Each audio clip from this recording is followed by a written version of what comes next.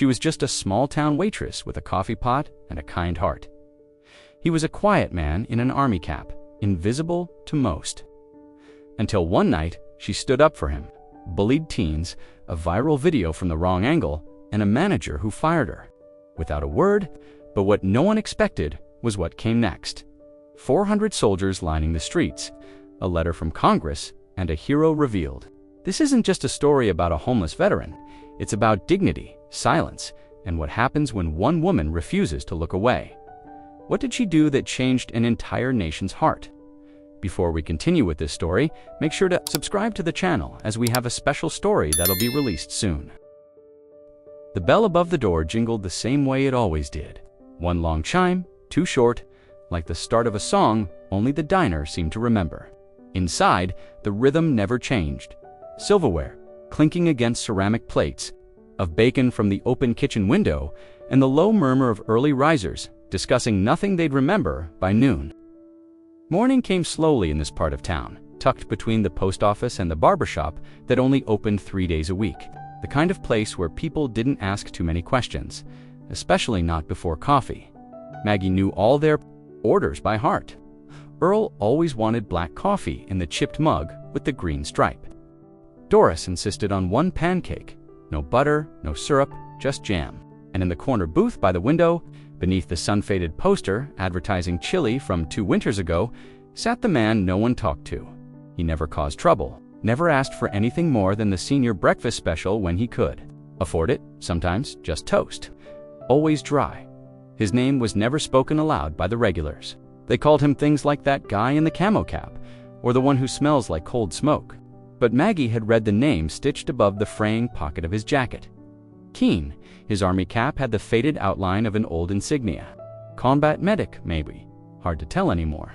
He came in quietly, left quietly, and in between sat watching. The world through the steam of his coffee. Maggie noticed the way his hands shook when he reached for the creamer. The way he always faced the door, never the kitchen. The way he never took the corner of the booth with his back to the room. People who hadn't been around that kind of training wouldn't catch it. But Maggie had cousins who did 3 tours and came back with that same silence stitched into their bones. She never asked him questions, just filled his mug and gave a small nod when their eyes met. Some mornings he left a few wrinkled dollars. Other times he left nothing but a paper napkin folded into a square. Maggie never mentioned it to the manager. She covered the check. Herself, when it came to that, quietly. Because some debts didn't need receipts. Outside, the world passed him by. Teenagers pressed against the glass, waiting for their breakfast sandwiches. Realtors in blazers too bright for the season clicked past with open house flyers. Once, a mother tried to pull her child away from his booth when he stood up too quickly. Maggie had seen his face, then just for a moment. The flicker of shame before he pulled his cap lower and slid out the door that morning. The sun was trying to push through the overcast sky, and Maggie had just brewed the first pot of the day. She saw Keen outside, standing in front of the diner with his jacket pulled tight against the wind. The moment he stepped inside, the warmth seemed to change him. Not completely, just enough. His shoulders relaxed by an inch. His hands moved with less hesitation. "Morning," she said, already pouring the coffee. He gave a small nod and took his usual seat. Maggie slid the mug across the table and didn't ask if he wanted food. She set down a plate scrambled eggs, toast, and a half-burned sausage link from the back. She knew he wouldn't ask for it, and she knew he wouldn't waste it either as she walked away. She heard the smallest whisper behind her. "Thank you." He hadn't said much before. Maybe a ma'am once, but this was different. It was quiet, like everything else about him, but it stayed with her. Long after the tables had emptied, long after her shift ended, long after the bell above the door jingled again with a new customer.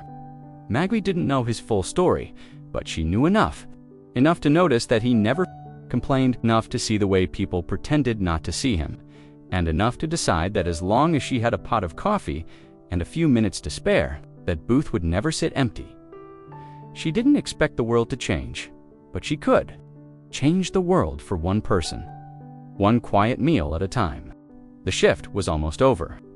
Maggie stood near the register, wiping down the counter with a damp cloth that smelled faintly of lemon cleaner and grease. The breakfast rush had come and gone, leaving behind sticky syrup rings on the tabletops and half-read newspapers folded crookedly beside empty plates. The local radio station hummed softly from the speaker in the ceiling, some old country song bleeding into static. From the corner booth, she watched him push the last crust of toast toward the edge of his plate. No butter, no jam, just dry, like always. He moved slowly, like someone who measured his energy by the bite. His eyes were cast downward, and the steam from his coffee had long since faded. Maggie knew he'd been sitting with an empty mug for 15 minutes. She didn't say anything. She just refilled it and walked away without waiting for thanks. He didn't offer any. She understood that. To dot the check sat under the edge of his plate. He hadn't touched it. The total wasn't high for $1.65 for the special, same as always. But she could tell he was calculating, not just money, but consequence. If he used what was in his pocket, what wouldn't he have? Later, Maggie had seen that look before.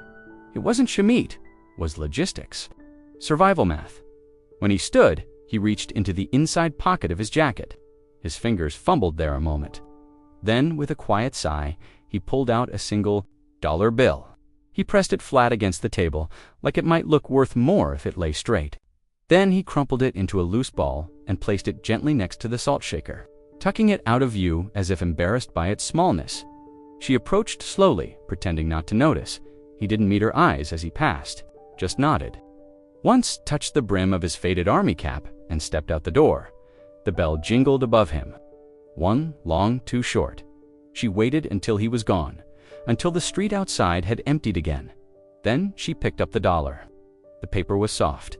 At the edges, like it had been folded and unfolded too many times, there was handwriting along the top border. Nearly faded some store name she couldn't make out. Probably from years ago, when cash was still passed around between hands and not scanned under blue light. Maggie slid the dollar into her apron pocket and picked up the untouched check. She tore it in half. Then again, no receipts, no fuss. She wiped down the table, brushing away breadcrumbs with long, patient strokes, as if preparing it for someone else who might need the same kind of invisibility. She knew what would happen if the manager noticed.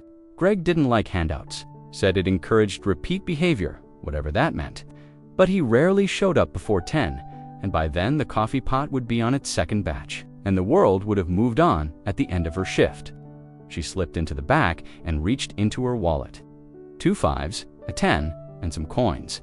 Not much, but enough. She left a 5 in the register drawer, careful to match the day's count. It was an old trick she'd picked up when helping her sister through chemo, years ago, covering where it mattered without asking permission. She didn't tell anyone, not her coworkers, not her sister, not even the man it was for. The next morning, the booth was empty. The mug sat upside down. Maggie poured fresh coffee anyway and set it down. A small act, maybe, but one that said you still have a place here, and folded neatly beside the mug, not crumpled this time, was another dollar bill. This one clean, its edges sharp, and underneath it a napkin folded into a square, no writing, just a single pencil line down the middle. She didn't touch it, just smiled quietly, then went back to pouring coffee for the next person in line. It was close to closing time, the kind of hour when the streetlights flickered and the radio station looped back to songs it had already played twice. Maggie was finishing up the inventory sheet behind the counter, half listening to the hum of the fryer cooling down. Only 2 booths were occupied, one by an elderly couple splitting a slice of pie in silence, the other by the man in the army cap, staring out the window like he always did. The last few sips of lukewarm coffee in his chipped white mug. The diner's lights cast a yellow haze over the linoleum floor, and the air smelled faintly of old grease and vanilla air freshener. Outside, the parking lot was nearly empty. Inside, the night had settled into stillness. It was that quiet moment Maggie had learned to appreciate, the lull between the final bill and the flipping of the closed sign. Then the door burst open. 3 boys stumbled in, loud and too full of themselves. High school age, maybe a little older, baseball caps turned backward, sweatshirts oversized, one of them with a phone already in his hand, recording everything as if the world had been waiting for their arrival. The bell above the door clanged. Hard as it swung behind them, they laughed too loud, their voices bouncing off the tiled walls like pinballs. One tossed a ketchup packet across the room. Another mimicked a trumpet with his lips, like they'd never had to ask for permission in their lives. She gave them the usual smile, polite but clipped. "Booth or counter?" she asked. They didn't answer. They just kept walking. The smallest of the three pointed toward the corner booth, toward the man in the cap. "Oh my God, look," he said. To his friends, smirking, "It's the general." The others laughed, but the sound felt off, too sharp, too calculated. The man didn't respond. He kept looking out the window, unmoved. Maggie moved out from behind the counter slowly, already sensing something she didn't want to escalate but wouldn't ignore. "Can we help you find a seat?" she asked, keeping her voice even. The tallest one shrugged. "Nah, we're good. Just saying hey to Sergeant Grandpa over there." One of them made a mock salute, hand flailing sloppily near his temple. Another made a low boom sound like an explosion. Maggie felt her stomach turn. "Come on, man, do the 1,000-yard stare," one of them said, laughing as he pulled out his phone and pointed it at the veteran. He didn't move, but his hands tensed, just barely, around the coffee mug. "That's enough," Maggie said, stepping between them and the booth. Her tone dropped lower now. Not loud, not angry, just final. They looked at her like they hadn't heard right. "We're not doing this tonight," she said. "Sit down, order something, or leave." The boys exchanged glances. One scoffed, another snorted like it was all some overreaction. "He's not even saying anything," one of them muttered. "He doesn't have to," she replied for a moment. No one moved. Then the boys backed off, muttering to themselves. One of them took a seat at a booth near the back, making exaggerated yawning noises. The others followed, still chuckling, still loud. Maggie turned and looked at the man in the cap. He didn't say thank you, didn't say anything, just gave a single nod and went back to staring out the window. His shoulders eased. She walked past him, back to the counter, the tension still clinging to her shoulders like smoke. She knew they wouldn't be back, made them see themselves, if only for a second. The next morning, the booth was empty, but the mug was turned upright, and beneath it sat the folded napkin. Again, Annalie this time, there was a word penciled lightly across the crease. Respect. The sound of the ketchup packet popping under someone's foot broke the uneasy silence. It left a red smear on the tile near the booth, too close to the man in the army cap. He didn't look down, he didn't flinch. He just stared through the window like nothing around him deserved acknowledgement. The boys hadn't stopped laughing. One of them was recording now, angling his phone just far enough to catch the old man in the frame without seeming obvious about it. Except it wasn't subtle. None of it was. Maggie had been wiping down the counter when it started. At first, just noise. Too much noise for a place where the floor always creaked and the ceiling fan clicked like a metronome. The veteran's booth didn't usually get attention. He sat there most nights, blending into the corner like one of the old bar stools with cracked vinyl. But the moment they noticed him, it was like they smelled weakness or maybe silence. The wrong kind of attention. For the wrong kind of reasons. Bet he talks to himself at night, one boy whispered loudly enough to be heard, counting invisible enemies. Another cackled and mimicked gunfire sounds with his mouth, punctuated by pew-pew noises that echoed off the windows. Still, the man didn't react. The smallest of them took it a step further, higher edging closer to the booth, with a smile too wide to mean anything good. "Hey, soldier," he said. "You lose your war or just your mind?" That was when Maggie moved. She didn't slam anything, she didn't shout, she didn't make a scene. She walked out from behind the counter, her sneakers quiet on the floor, her towel still slung over her shoulder. She stopped between them, between the booth and the boys, just far enough from each that her presence was unmistakable. "Enough," she said. The one holding the phone looked at her like he didn't understand English. "We're just messing around." He said no. She replied, voice steady. "You're not." The boy laughed, nervously this time. "It's just a joke." "You don't talk to people like that," she said. It wasn't a question, it wasn't an opinion, it was a truth. One drawn like a chalk line on a pavement that none of them could step over now without showing who they really were. "He's not even saying anything," one of them muttered. "Because he doesn't need to," she said. "You're making enough noise for both of you." They didn't move, not yet, but the shape of the room changed. The old couple by the window had stopped eating. The cook had gone quiet in the back. Even the buzzing fluorescent lights seemed To hesitate, Maggie tilted her head slightly and took a breath. "You can sit, order something, and be decent. Or you can leave." The tallest one scoffed. "We're paying customers." "Not yet, you're not," she said. "And I decide when someone's done here." That hung in the air a second longer than expected. Long enough that even the boldest of the group felt the edge of her patience and mistook it for authority. They looked at each other. One sat down and muttered something under his breath. Another followed. The one with the phone was last to move, turning off the camera with a hard press of his thumb. He didn't delete it, but he didn't look proud of it either. Maggie waited, watched, then turned around as she passed the booth. She didn't say anything. She didn't need to. The man still stared out the window, but now his mug was empty. She filled it without asking, placing it gently back in front of him. Her hand hovered just a second longer on the table than it needed to. A silent offering, a wordless apology. She went back to wiping the counter. Nothing more was said. Not then, not until much later, when the boys had gone and the man stood slowly. From his seat, one hand on the edge of the table, he didn't say thank you. But as he passed her, he stopped, just for a second, and nodded once. That was enough. The sound of laughter still hung in the air as the boys finally left, their sneakers squeaking against the linoleum, their mockery trailing out the door like smoke.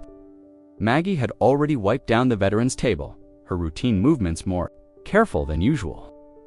The man had gone too without a word, as always, but something about the way he pushed his chair in, the way he folded the napkin twice before leaving it behind, told her he'd noticed what she'd done. Maybe not everything, but enough. It was just after 9 when the next shift came in. Josie, younger, part-time, earbuds in one ear and a phone always in hand. She was barely through the back door before she started scrolling. Maggie caught the sudden stop in her movement. The way her eyes froze on the screen. "What?" Maggie asked, drying her hands on a towel. Josie glanced up, her expression uncertain. Someone posted a video. From earlier here, she turned the phone toward Maggie. The video had already racked up a few thousand views. The username was unfamiliar. The caption read, "Waitress freaks out at kids for no reason. #smalltowncrazy." And the clip began not at the start of the harassment, not at the cruel jokes or the disrespect, but just as Maggie stepped between the boys and the booth. "You don't talk to people like that," her voice rang out, firm, clipped from the angle. You couldn't even see the veteran. The phone was aimed low and slightly off to the side, cropping out the context entirely. All it captured was her back, her voice, and the 3 boys with innocent expressions, seated like patrons waiting to order. "Sit, order something, and be decent," her voice continued. "Or you can leave." In the video, the boys exchanged glances, pretending to be confused. One muttered, "What did we even do?" The camera lingered on their faces, full of exaggerated offense. Another voice off-screen whispered, "She's going off for no reason." The clip ended just as Maggie turned to walk away. It didn't show the moment before it, all the smirks, the fake salutes, the deliberate cruelty. Just her from Sirius. No smiles, no apologies. Josie tucked her phone away. They're sharing it around town already. Maggie didn't say anything. She just stood behind the counter, wiping the same clean spot with a towel that no longer had anything to do. An hour later, the manager called, not to ask, not to check, just to say he'd seen the clip and people were concerned about the tone. That's how he put it, the tone. As if the issue wasn't what had happened, but how she had made others feel about it. "They're kids, Maggie," he said over the line. "We can't have customers thinking we're hostile." "They weren't customers," she replied. "Well, they had phones," he answered, and that, apparently, was worse. By morning, the video had doubled its views. A local gossip page picked it up. The comments came quickly. People who hadn't been there, hadn't seen a thing, but had plenty to say. Words like rude and overreacting. One said she should have just let management handle it. Another called her unstable. No one asked what the boys said first. No one mentioned the man in the booth. He might as well have been invisible again.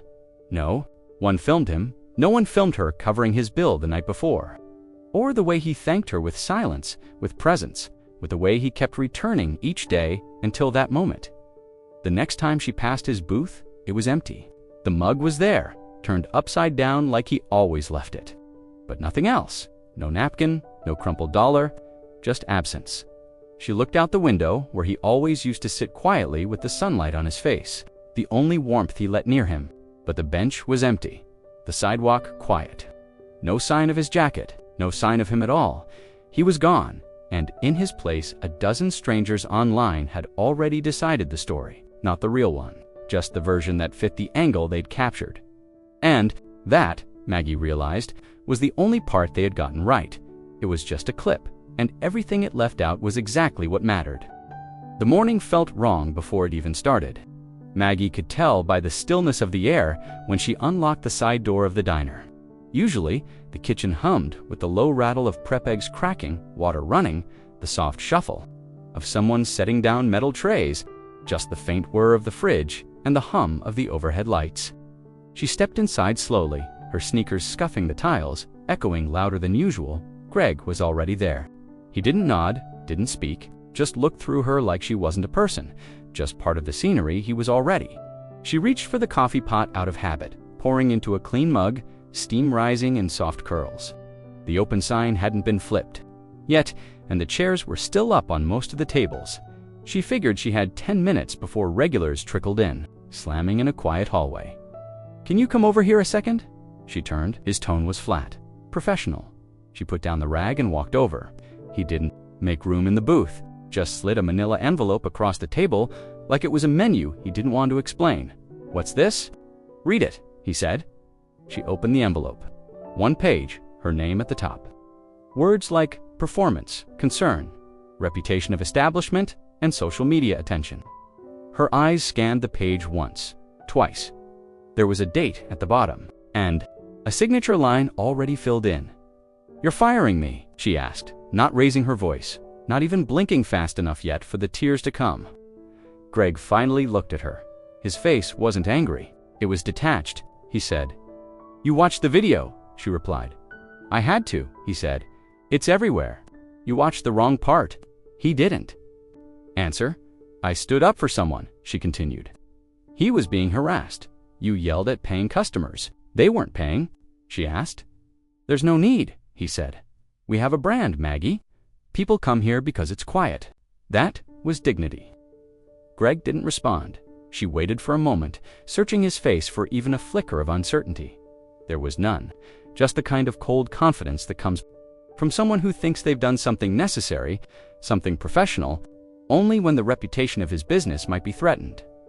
"I've worked here 7 years," she said quietly, "covered shifts for people who didn't show, served customers who cursed at me, cleaned toilets when the busboy quit without notice.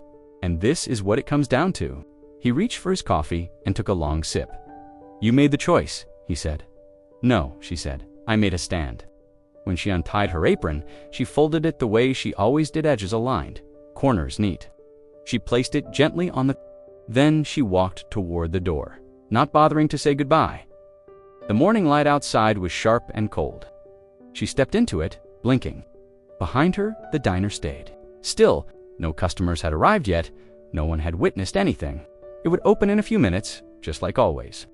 Eggs would fry, coffee would pour, and the booth in the corner would remain empty. But something had shifted. She didn't have a job, and the man in the army cap hadn't come back. And Greg, the manager, who never looked up, never saw what either of them were worth.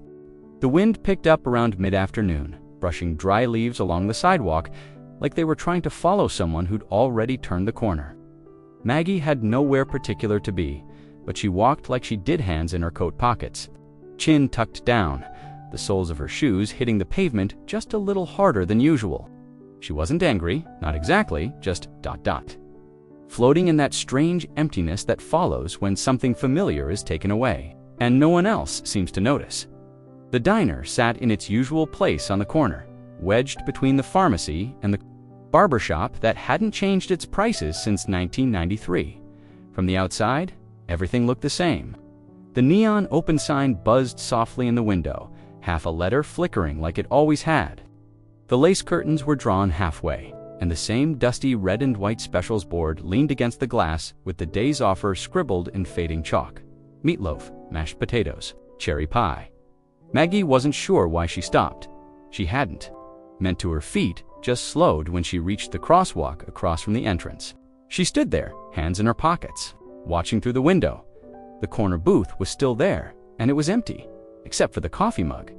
It sat in its usual place, just off-center handle, turned slightly toward the aisle. Steam rose from it in soft curls, fresh enough to mean someone had just poured it.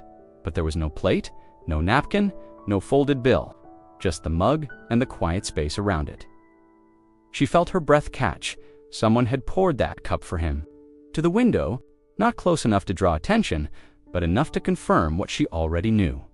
Table 9, always his, and it hadn't been cleared, hadn't been given to someone else, even in the middle of lunch rush. That wasn't an accident. Someone had left it that way. Not Greg, he didn't believe in symbols, but maybe Josie, or maybe someone else entirely. Someone who'd noticed more than they let on. Inside, the diner's staff moved quietly. The new girl tailor maybe refilled the sugar. Dispensers, a couple of regulars, sat at the counter, chatting over soup. Everything churned forward as usual, but that booth sat untouched. No one made eye contact with it. No one sat near it, like it had become something else entirely. A kind of absence with shape. Maggie leaned against the post near the entrance, watching her fingers curled around the edge of her coat, trying to make sense of the sudden knot in her throat. She hadn't expected to feel anything this heavy. She had just wanted to pass by, just to look, but now she couldn't leave. She scanned the sidewalk, the alley beside the building, the empty bench at the bus stop across the street. No jacket, no boots, no slow figure moving between stores. He was gone, not just not there. Gone, maybe. He'd left town. Maybe he'd finally taken the hint the world kept throwing his way. Or maybe someone else had noticed what she'd tried to only too late. The idea sat uncomfortably in her chest. She remembered the night he left that crumpled dollar. Remembered the word he'd scribbled on the napkin, respect. It had meant something, not just to him, to her, too. A gust of wind pushed past, stirring her hair, and she stepped back from the glass, suddenly self-conscious of how long she'd been standing there. Inside, no one noticed. The world moved on. Meals were served. Checks were dropped. And the coffee on that table kept steaming. But Maggie knew what it meant, that someone still expected him, or at the very least, wasn't ready to forget. She walked away slowly, the sound of her steps swallowed by the wind and the low hum of traffic. She didn't turn around, didn't need to. The booth would still be there, and someone would keep pouring that coffee until someone came back to drink it. It was the kind of chill that settled into the bones, not just from the wind, but from something quieter, something hollow. Maggie had walked past the alley 1,000 times before. It was narrow, barely more than a gap between the diner and the hardware store, used mostly for delivery trucks and dumpsters. A shortcut in summer, a wind tunnel in winter. Nothing about it ever called her in. But today, something made her stop. The light fell differently there. Dimmer, more withdrawn. The sun hadn't quite reached past the buildings, and the shadows stretched long across the cracked pavement. A gust of wind passed through, rustling paper cups and a crushed cardboard box. Scattering them like leaves, she almost missed it, just beyond the green dumpster. Beside a dented milk crate and a broken broom handle, something dark lay tucked between. The wall and the metal bin, not tossed, not crumpled, folded, carefully, intentionally. She stepped closer. Her breath caught the moment she saw the color. That deep, sun-faded olive green that never belonged to anything but one thing. A field jacket. She crouched down, heart thudding now, hands suddenly colder than they had been a second before. She reached out and touched the fabric. It was clean. No mud, no spilled coffee, no obvious rips.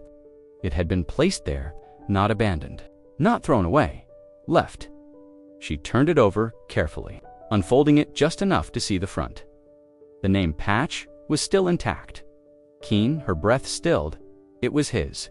No doubt she had seen it too many times. Seen it hanging on the back of his chair when the summer heat got too much. Seen the fraying seams at the shoulders, the way the stitching had started to separate above the left breast pocket. He had worn it like armor, never flashy, never loud, just always there, a piece of him. And now it sat here, silent and empty, like he'd walked away from himself. She looked around, half expecting to see him nearby, tucked into a doorway or sitting behind the dumpster, but the alley was empty. No footsteps, no voice. Just the soft rattle of wind against a metal sign and the faint sound of a distant engine idling somewhere. Down the block, she picked up the jacket and pressed it to her chest. It smelled faintly of smoke and old rain. Not unpleasant, just familiar. Human. She ran her fingers along the sleeve, pausing at the cuff where the stitching had come loose, something she'd always noticed when she handed him a mug, and his hands reached out, weathered and careful. It wasn't just a jacket. It was a decision. He had left it behind. Maggie stood there for a long minute, the jacket folded in her arms, staring down the alley as if answers might come walking out. But they didn't. No one did. Just her, standing there like someone holding a memory that hadn't even had the chance to fade yet. She looked at the name. Again, Kanan realized how little she really knew. No first name, no story, just a presence, a habit, a silence that had filled a space in her day until it didn't. Now there were gaps, a booth that stayed empty, a coffee cup that steamed without a hand to hold it, and a jacket tucked beside a dumpster, like a farewell whispered instead of spoken. She didn't put it back. She held it tighter and turned out of the alley, back onto the street where people passed without looking up, unaware of anything that had changed. But for Maggie, everything had. The bus stop was just 3 blocks from the diner, nestled beneath a crooked lamppost that flickered when the wind got too strong. It wasn't much, just a wooden bench with flaking blue paint and a plexiglass shelter scratched with initials, and hearts carved by passing teenagers. But it had a view of the corner, the kind of spot someone might choose if they wanted to stay near people without actually being among them. Maggie had passed it 100 times without thinking, but after finding the jacket in the alley, her steps took her there like they always had a destination in mind. She didn't question it, didn't overthink, she just went. When she arrived, the bench was empty, no boots planted firmly on the sidewalk, no wool cap pulled low, no steam from a styrofoam cup held with steady, careful hands. Just a few crushed cigarette butts near the base of the shelter, and a stray grocery receipt that flapped against the curb. When the wind passed through, she stood for a long moment before sitting. The wood felt colder than she expected, and she adjusted the jacket on her lapis, jacket spreading it over her knees like a blanket. She didn't put it on somehow that felt too much like wearing something she hadn't earned, but she needed to hold it, needed something to tether her to what had been. Cars passed by in slow intervals. A delivery van idled at the stop sign, then rolled through without fully stopping. Somewhere in the distance, a siren called out and faded again. But here, at the bench, everything was quiet, not peaceful, just empty. She tried to imagine him there, how he'd always sat slightly to the side, one arm draped across the backrest, eyes watching nothing and everything all at once. She remembered how he never slouched, even when the cold crept in. He'd sit like he was still waiting for orders, like someone might call his name at any second and he'd need to be ready. And now he was just gone. No word, no message, just an absence that grew bigger the longer she stared at the space where he used to be. Maggie reached into her coat pocket and pulled out the folded napkin he'd left once, the one with respect written across it in soft pencil, smudged from being touched too many times. She had kept it without knowing why. Now, she unfolded it on the bench beside her, weighing down one corner with a pebble so it wouldn't blow away. She wasn't expecting him to appear, but still, a small part of her looked down the street each time the wind kicked up. Just in hope. A bus rumbled up the street, brakes squealing as it approached. She stood instinctively, jacket still in hand, eyes scanning the windows, but the faces staring back were unfamiliar tired commuters. A man in a paint-stained hoodie, a woman with a baby asleep against her chest. The doors opened with a hiss, but no one stepped off. Maggie didn't board. The driver gave her a polite nod, then closed the doors and pulled away. She sat back down, still nothing. The street felt colder now, the wind sharper. It reached down her sleeves and made her pull the jacket a little closer, though she still didn't put it on. She stared at the spot beside her, at the quiet next. To her, at what wasn't there for a moment, she thought about going to the police. But what would she say? That a man who never spoke much and owed her nothing had disappeared without notice, that his jacket was left folded by a dumpster, and now his absence felt heavier than his presence ever had. They'd probably ask if he was homeless. She wasn't even sure how to answer that. He had a routine, a place, a seat, a cup of coffee. People who noticed, even if they didn't always speak. He had dignity. Even when others tried to strip it from him, she stayed until the next bus came and went, still no one, still silence. And Maggie began to realize that maybe he wasn't coming back, not to that bench, not to that booth, not to the places she'd come to expect him. Maybe he had left something behind for a reason. Or maybe someone had taken something from him without asking. Either way, the bench stayed empty, and the street, though familiar, felt colder than ever. She stared at the screen for a long time before typing anything.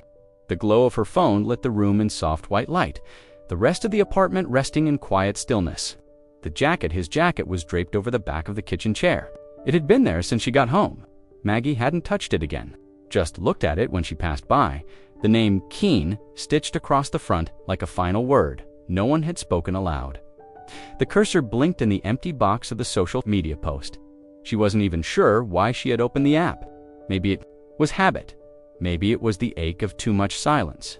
She had scrolled past pictures of Latte's gym check-ins, someone's baby dressed as a pumpkin, and an old coworker posting about a crazy day at work. All of it felt very far away. She tapped the box, and then, carefully, began to type. I met a man a few months ago. I don't know much about him. He sat in the same booth at the diner every morning, ordered coffee, sometimes toast, wore an old army jacket with the name Keen on it, never caused trouble, never asked for anything, just existed. She paused. Her fingers hovered above the screen. She wasn't writing this for attention. There wasn't some larger cause she was trying to stir up. She just didn't want to carry the story by herself anymore. He wasn't loud. He didn't beg for kindness. But you noticed him if you looked close enough. You noticed the way he always faced the door, the way his hands trembled when he picked up his mug, the way he nodded when you did something right and never asked for thanks. Maggie leaned back against the wall. The silence of the apartment pressed in gently. Her coat still hung near the door. Her shoes were beside it, untied, still dusted with the grit of the sidewalk. She'd meant to make dinner, but she hadn't gotten that far. She tapped the screen again. Someone recorded me last week. A video of me telling off a group of teenagers who were mocking him. That's the part they caught. Not the part where they laughed at a man who didn't fight back. Not the part where he just sat there letting it happen. Just the moment I stepped between them, the part that made me look angry. She stopped again. Not out of doubt, but to breathe. They called me unprofessional, dramatic. The manager let me go the next morning. No questions, just a letter. And now the man in the jacket is gone. His booth is still empty, his coffee cup still waiting. But he hasn't come back. She looked over at the jacket again. I found his jacket in an alley, folded like it mattered. Like he wanted someone to find it. It has his name stitched across the front, so I'm writing this now, just in case someone sees it who remembers him. Just in case someone out there knows Sergeant Keen, or was helped by him, or served with him. He deserved better. And I never got to say thank you. So this is me saying it now. Thank you. She ended the post without hashtags, without tagging anyone. Just hit post and let the words go into the world.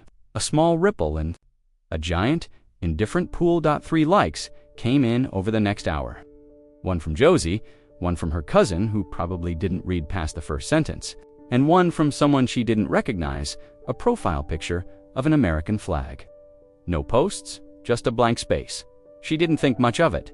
She set the phone face down on the nightstand and climbed into bed. The quiet wrapping around her like a too-thin blanket. She didn't expect anything to come of it, just wanted it out of her chest, out of her hands. A name, a story, a memory she couldn't carry alone anymore.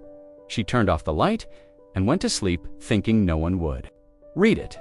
The morning sun crept in through the gap in the curtains, casting soft lines across the floor and onto the side of the kitchen table where Maggie's phone still sat, face down. She hadn't touched it since posting the night before. She hadn't expected anything, really. Maybe a few more pity likes, a sad emoji or two, nothing that would change the stillness of what was left behind. She moved through her apartment in slow steps, quiet out of habit rather than necessity. The coffee pot was already gurgling with its first cycle, the scent just beginning to cut through the morning chill. She wrapped herself in a sweater and stood at the window while the kettle hissed and the radiator clanked without actually producing heat.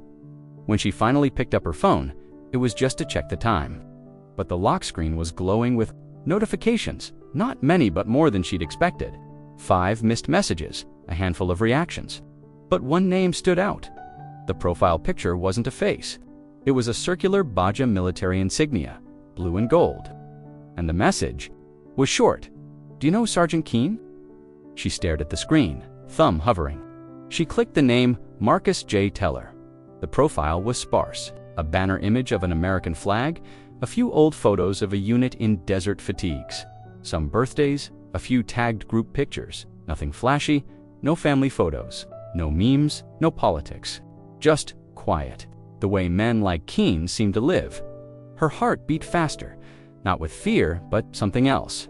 Something like anticipation threaded with caution. She tapped to open the message fully.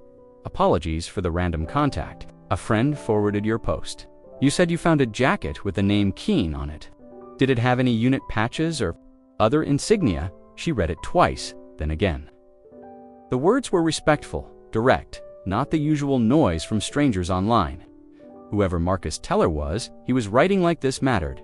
She glanced over at the chair, where the jacket still hung untouched. Her hands moved before she'd fully decided, phone in one, jacket in the other. She placed it on the table, smoothed it flat, then lifted the edge of the right sleeve. 2 faded patches, one American flag, one she didn't recognize than background, crossed sabers, and a symbol she couldn't name. She replied carefully, "Yes, there's a flag patch, and one with what looks like crossed swords." The response came back almost instantly. "Cavalry insignia. 3rd Squadron, 61st CAV, that's ours. I served with Sergeant David Keene in Afghanistan, 2009 to 2011. He saved my life in Sangin Province. We lost touch after he rotated stateside. I've been trying to track him down for years. Is he okay?" Maggie stared at the screen, the name landing like something heavy and real. David, she hadn't known it until now. Just Keene. Just the quiet man in the booth. She didn't know how to answer. She typed, deleted, and typed again. "He's not here anymore. I think he left town. No one seems to know where. I found his jacket folded behind the diner where I work. No one's seen him since." The typing bubble appeared almost immediately, then paused, then started again. "That sounds like him. Folding the jacket, leaving it behind, like a note. He never liked to say goodbye. He just disappeared after the funeral for one of our guys. Wouldn't take anyone's calls, didn't ask for help. We assumed he wanted space. Now I'm not so sure." Maggie sat down slowly, the phone warm in her hand, the jacket resting across her knees. The next message came through. "Do you know where he used to go? Did he ever talk about anyone? A VA? A church? Anything?" She thought for a moment, then typed, "He had a booth at the diner. Table 9, cornered by the window. That was the only place he ever went. And the bus stop on 4th and Lark." "I know," the reply came quickly. "That's enough, thank you. You gave him dignity. Most people don't see us when we disappear." Maggie blinked hard, suddenly overwhelmed. It hadn't felt like enough, not until now. If he's still out there, we'll find him. And for the first time in days, she didn't feel so alone in carrying his story. She woke to the sound of her phone vibrating on the nightstand. Not just once, but again and again, like something urgent clawing for her attention. The light was soft through the curtains. Still early, and for a moment, Maggie stayed still, unsure if the noise was part of a dream or something real. When she reached for the phone, the lock screen was flooded. Notifications stacked on top of each other, messages, follows, reposts, tags. The post she had written 2 days earlier now had over 12,000 shares. Her inbox was overflowing. The first message was from a woman named Claire, a nurse from a VA hospital in Colorado. "I treated Sergeant Keene after he came home in 2012. He wouldn't talk much, but he always helped the other patients. Even gave his caught up once for a guy having night terrors. I never forgot him." The next was from a man in Texas. "We were in the same unit. He pulled me out of a burning MRAP when it flipped on the Kandahar road. I was unconscious. Everyone else had assumed I was dead. He didn't." Maggie scrolled. Another message, then another. "He came to our group once. Vet-to-vet grief counseling in Vermont. Never said his name, But he listened, really listened. I remembered his eyes when I saw your photo. She sat upright in bed, overwhelmed. Her hands trembled as she tapped through the messages. They came from every corner of the country: soldiers, medics, volunteers, people who had met him only once, and people who had served beside him for years. Their memories painted a picture more vivid than she'd ever been able to imagine. Not just a man with a haunted stare and a weathered jacket, but someone who had carried others through the worst parts of their lives without ever asking for thanks. He helped deliver my son in a field hospital under mortar fire. He was the only one who stayed with my brother when he was dying. He held the line when everyone else broke. One message stopped her breath. He taught me how to stand again. After I lost my leg, literally taught me repetition, balance, breathing. He told me my life wasn't over. That was 2011. I've been walking ever since. The stories varied, but the theme never changed. Quiet strength, selflessness. A man who didn't speak unless it mattered, who gave without asking, who disappeared. Not out of shame, but out of an inability to believe he deserved to stay. Her phone buzzed again. Another message. I owe him my life. Tell me where to go. I'll be there. There was no anger in any of them. No demands, just memories, reverence, grief, and in every note, a kind of urgency, as if everyone had been waiting for someone to say his name again, to give them a reason. To step forward, Maggie felt the weight of it gather behind her eyes. She hadn't known what she was doing when she wrote that post. She hadn't expected to start something, but now it was here, bigger than her, a web of people scattered across the country, all connected by a man who sat in a booth, every morning with dry toast and black coffee. The last message she opened before setting the phone down was from a woman named Carol. He saved my father in 2005 and never spoke of it again. We tried to find him for years. We never could. Please tell me if he's safe. Please tell me he's not alone. Maggie looked over at the jacket on the chair, still folded. Still waiting, she pressed a hand against her chest, trying to steady herself. He had never asked for recognition, but now hundreds of people were rising to give it. And somewhere, if he was still out there, he needed to know what he'd left behind. Just silence, not just absence, but a legacy of people who remembered and were ready to come find him. The jacket didn't feel like just a piece of clothing anymore. It rested on the kitchen chair like a flag folded and waiting. Maggie looked at it the way someone might look at a letter in a language they were only just beginning to understand. For weeks, she had served coffee to a man in silence, wiped down his table, filled his mug without being asked, slipped a sandwich across the counter with no price attached. She thought she had been helping a stranger, someone forgotten, a man who had nothing left but habit and kindness. She hadn't known. Her phone was still buzzing every few minutes, new messages, reposts, tags. The name Sergeant David Keene had begun to take on a life beyond the corner booth at the diner. His story, once quiet and folded into the corners of town, was now echoed across timelines and group chats, across veteran forums and support pages. But Maggie hadn't absorbed what it truly meant until she opened a message labeled simply, "Service record attached." It was from someone named Corporal Elias Tran. The message was brief. You should know who he really is. People need to stop treating him like he disappeared. He never did. He just got ignored. She clicked the attachment. A scanned set of records filled the screen. Some portions were redacted. Others were official, to the point of being sterile. But it was there in black and white. United States Army. Sergeant First Class David M. Keene. Combat medic. Multiple deployments. Afghanistan, Iraq, Kosovo. Dozens of commendations followed. Bronze Star, Purple Heart, Army Commendation Medals, with valor, pages and pages of evaluations, citations for bravery, photos of a younger man in uniform, leaner, but with the same eyes, the same watchfulness. She read them slowly, like trying to piece together a man she had only ever known through second glances and subtle nods. In one photo, he stood beside a stretcher, his hand pressed to a soldier's side, blood soaking the front of his uniform. Another showed him kneeling in the sand, radio in one hand, the other shielding the eyes of a wounded child. There was no glory in the images, no posed smiles, just the work of someone who stepped forward when others fell back. The man in the corner booth wasn't just a veteran. He was a combat medic who had dragged others through fire, who had stitched lives together with his bare hands in the dirt, who had spent years learning how to stop bleeding with nothing but pressure and grit. Maggie set the phone down slowly. She had offered him coffee, a free meal, a booth where no one stared. She thought it was kindness, and it was, but now she realized it had also been far less than what he deserved. She didn't feel ashamed, but she did feel small.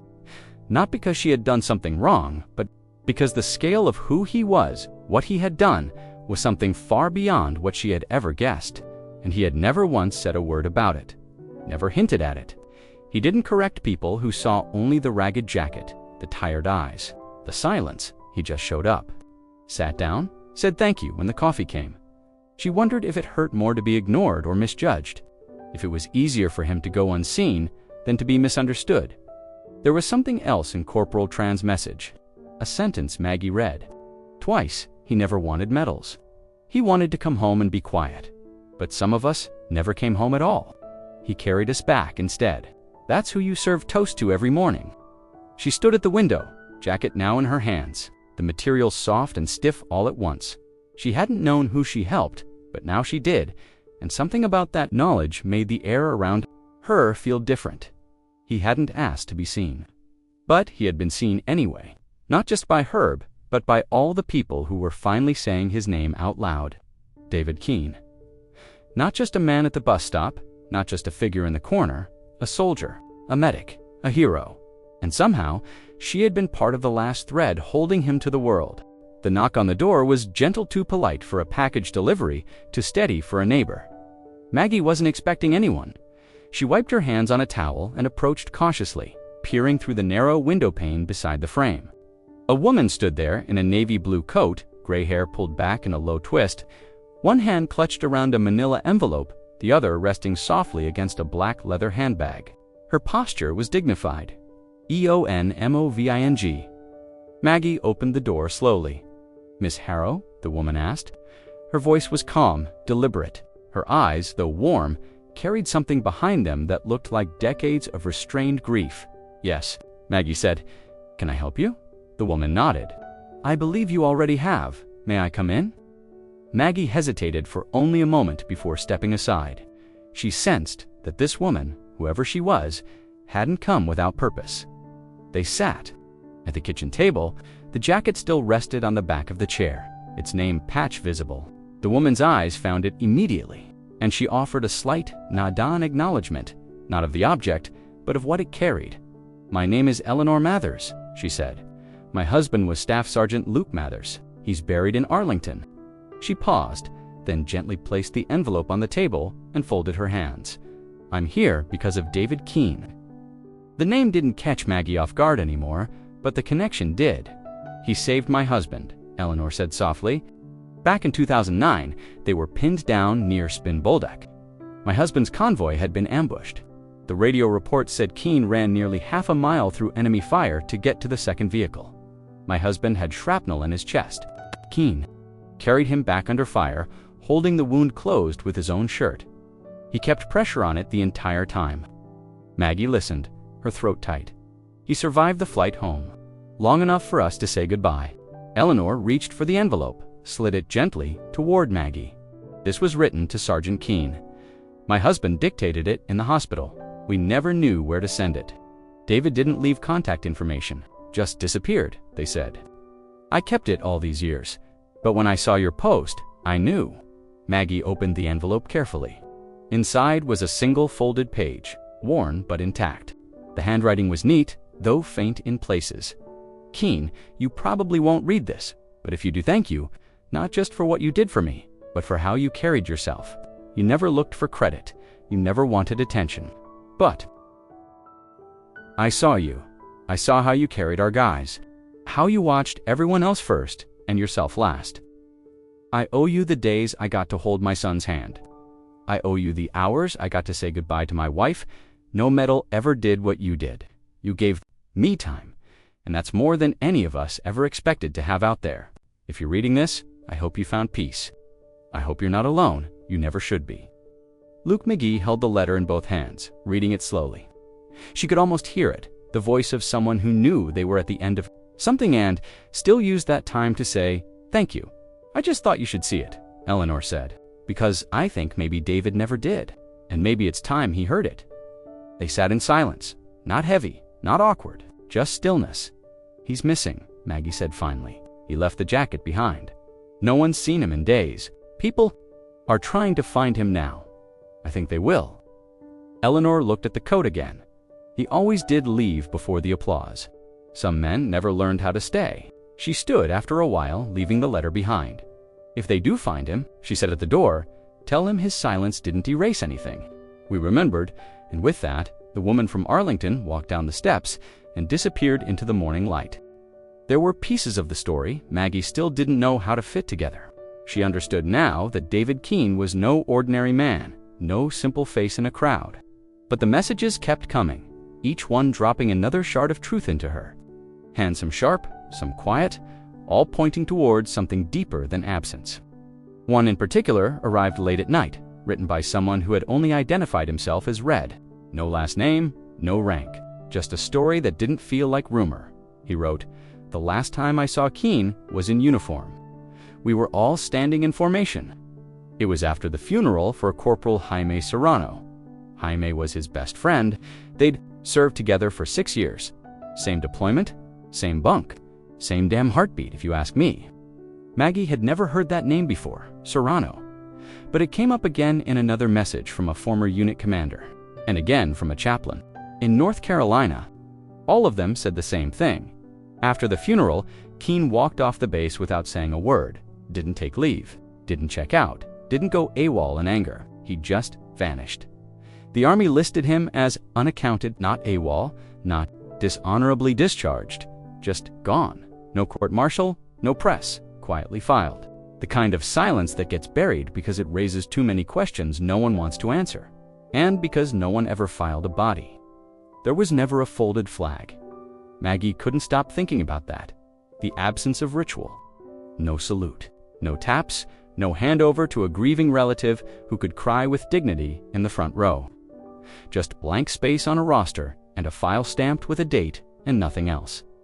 She found herself searching the name late one night. Corporal Jaime Serrano. There, it was 2009, Sangin Valley, killed by an IED. There was a photo, a smiling young man in full gear, eyes bright, one arm slung around the shoulder of a man Maggie now recognized. Keene, younger, but unmistakable. Another. Article said Keene was the one who carried Serrano back, ignoring protocol, insisting on doing it himself, refusing to let anyone else touch the body. That image haunted her. The idea of a man who had already seen so much loss standing over the last person who anchored him to anything, refusing to leave him behind. And then, a few days later, refusing to return at all. She understood now why his jacket had been folded, why he never stayed in one place long. He wasn't just running from noise or people. He was keeping his distance from the ceremony that never came, from the grief that no one knew what to do with, from the silence that had stretched out after the last salute wasn't given. She looked at the folded letter Eleanor Mathers had left, and then back at the uniform jacket where the name Keene was stitched in fading thread. There was a word Maggie kept coming back to. Not hero, not medic, not missing. Unfinished. That's what this was. A life paused, not lost, not broken. Just paused, because no one knew how to carry the weight of what he'd done or who he had become when the fighting was over. And because of that, no one had ever stood in a chapel and thanked him. No one had ever handed a folded flag to his mother, or his sister, or his empty chair. Because to do that would have meant accepting that he wasn't coming back. But Maggie didn't believe that anymore. She believed he was still here somewhere, watching from a distance, waiting maybe for the world to say his name in a way that didn't make him flinch. And for the first time, she felt that something was shifting.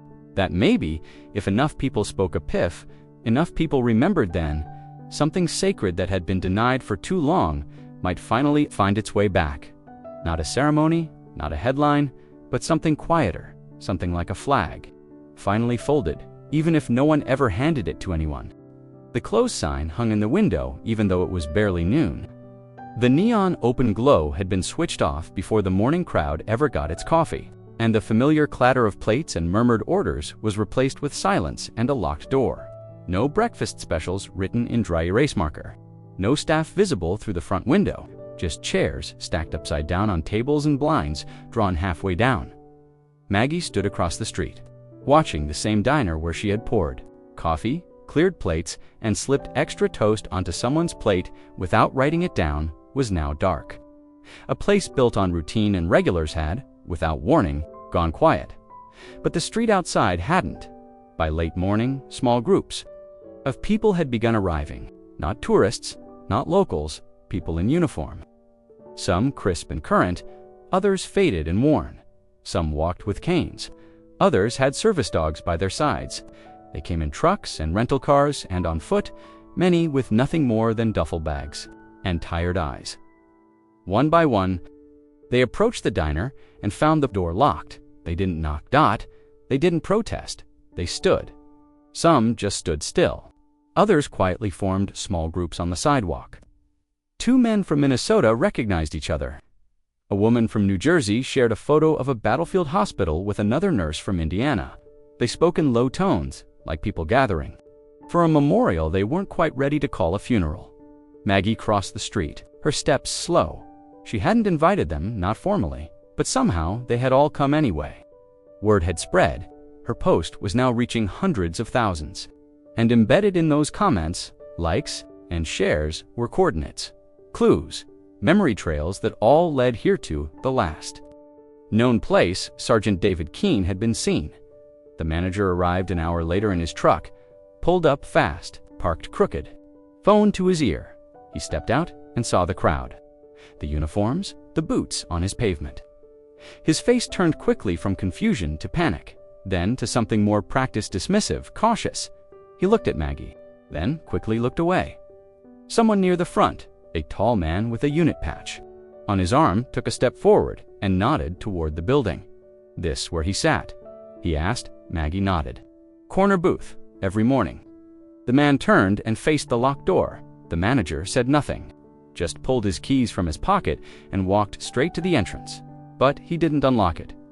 He opened the door just long enough to step inside, then turned the deadbolt behind him, closed the blinds fully, lights still off. He didn't want a scene, didn't want news crews or attention or the quiet standing crowd to become a story that reached farther than this town. But the reporters were already arriving. Word had spread too far, too fast.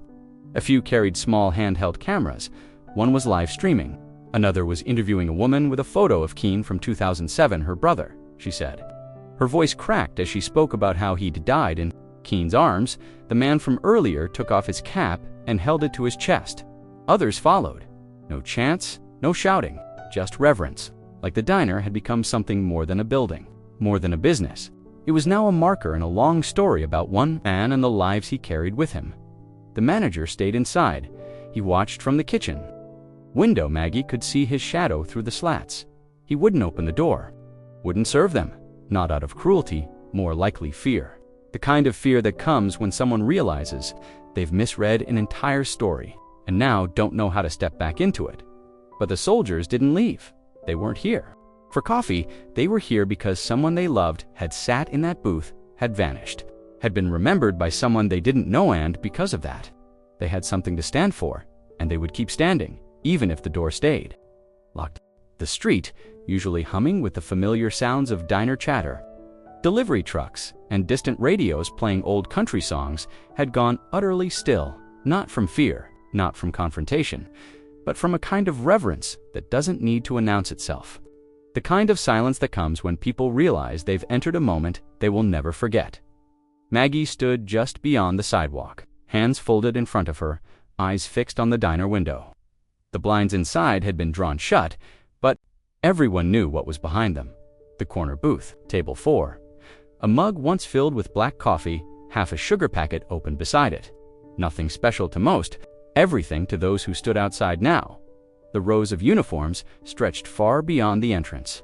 Active duty, veterans, medics, support staff, some in dress blues, others in worn jackets with faded insignias and unit patches half unraveled at the edges, men and women of all ages, some barely 20, Others, with hair gone silver and backs slightly bowed, stood, shoulder to shoulder, on both sides of the street. They weren't talking. No speeches, no signs, just silence. A few had brought small items and placed them near the diner's steps. A folded letter, a worn field cap, a patch from a deployment years ago. One man set down a laminated photo of a younger David Keene with his arms slung around a fellow soldier. The words "never forgotten" were printed at the bottom in careful block letters. There were children too, sons and daughters holding their parents' hands, wearing t-shirts with phrases like "My dad served" and "Combat Medic Legacy." Some of them looked up at the adults in silence, sensing without understanding that something larger than words was unfolding around them. Across the street, traffic had stopped. Local police had redirected cars without being asked. Even the skeptical business owners nearby, who had originally grumbled about parking and disruptions, now stood in their doorways, watching. The barbershop owner, who used to shake his head when Keene passed by, now held his cap in both hands. The silence wasn't oppressive, it was sacred. Then, without cue or announcement, the first man at the front of the line stepped forward. He was older, his spine curved but unbroken, the creases of his uniform carefully pressed. He raised his right hand slowly and held a salute. Not fast, not performative, just precise. Clear. Others followed. In pairs, in waves, up and down the street's arms rose in unison. Dozens, then hundreds. Every eye turned toward the diner window. Toward the booth they couldn't see but knew. Toward the absence they had come to acknowledge. Maggie felt a chill that wasn't from the weather. It moved up her spine like a reminder, no. One said his name aloud. They didn't have to. The uniformed silence spoke louder than any banner ever could. It said, "We remember. We carry you. We came not for show, not for press, but because someone did the right thing in a quiet moment, and now it matters more than anyone knew." Inside the diner, the lights remained off. The blinds didn't lift, but the energy in that room had changed. You could feel it through the walls, through the glass, through the sidewalk beneath their feet. Eventually, someone began humming a tune, not a full song, just the beginning, of something that sounded like taps. A few others joined, barely audible, almost like breathing. Then the salutes lowered slowly. In sync, no applause, no marching, just quiet steps back to place, and the silence returned. It stayed with them, even as more people arrived, even as cameras tried to get closer and were quietly asked to stay back. It held like a barrier, a living moment of stillness that had become a kind of tribute, one you didn't need permission to give. Only presence. Maggie looked down the line of uniforms, all facing the same direction, and realized something simple but enormous. The world had not forgotten Sergeant David Keene. It had just taken longer than it should have to say so out loud. The door stayed locked, the blinds still drawn, but that didn't stop them. One by one, they entered the diner, not through the front, but through the back entrance that Maggie quietly opened without saying a word. She hadn't asked permission. She hadn't announced anything. She simply turned the key, slipped inside, and began brewing a fresh pot of coffee. They came in quietly, a slow, steady stream of soldiers, veterans, nurses, and medics. Some limped, some carried folded canes. Some were in crisp dress uniforms, others in worn jackets with duct-taped seams. They didn't speak much, just nodded to one another as they passed. Each one approached the register and placed a few bills down. Some left exact change for a cup of coffee. Others left more.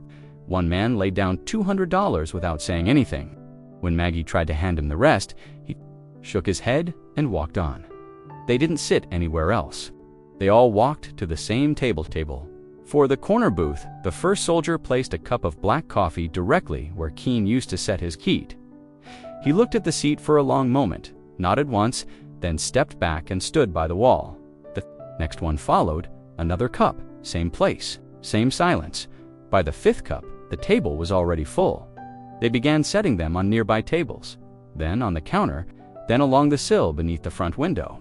One woman set hers gently on the floor beside the booth, like she was leaving it for someone who might crawl in through the cracks and stay. Just long enough to taste it. Each of them left a note. Not full letters, just folded pieces of paper. torn from notebooks or scribbled on napkins. Maggie didn't read them at first.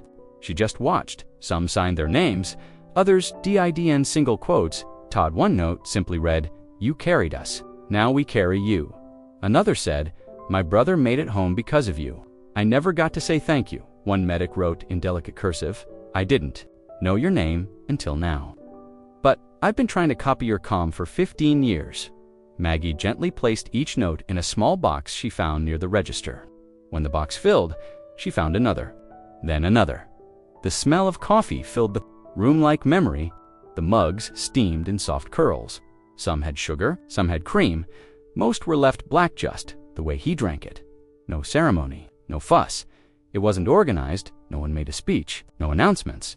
Just a quiet act of recognition, repeated again and again, each time like it was the first. A young woman, no older than 20, placed her cup down with trembling hands. Her eyes stayed on the surface of the coffee, then slowly lifted to the empty booth seat. She didn't sit, just whispered, "Thank you," and stepped away. By afternoon, the entire booth was surrounded by warmth cups, lined shoulder to shoulder like a protective wall of memory. No one dared to take one back. No one drank them. They were left there, untouched, unfinished. Maggie kept refilling the pot. Her hands never shook. She never once let the pot run dry. A child entered near the end of the line. His father guided him gently to the booth. The boy held a styrofoam cup with both hands, concentrated like he was carrying something sacred. He set it down carefully, then pulled a drawing from his coat pocket, stick figure soldier with a red cross on his chest. He didn't say a word. He didn't have to. By sunset, the room was dim and still. Dozens of cups surrounded a booth that had once belonged to a man no one had seen in days. But he was there, somehow, in the notes, in the coffee, in the space they refused to fill. Maggie stood behind the counter, watching the last soldier step back from the booth. He nodded to her. She nodded back. There was nothing more to say. The table had already spoken. The envelope was unmarked, plain, and slightly damp from morning dew. Maggie almost missed it when she opened her front door just after sunrise. It sat crooked on the welcome mat, edges curled, the kind of thing easily mistaken for junk mail or a forgotten flyer.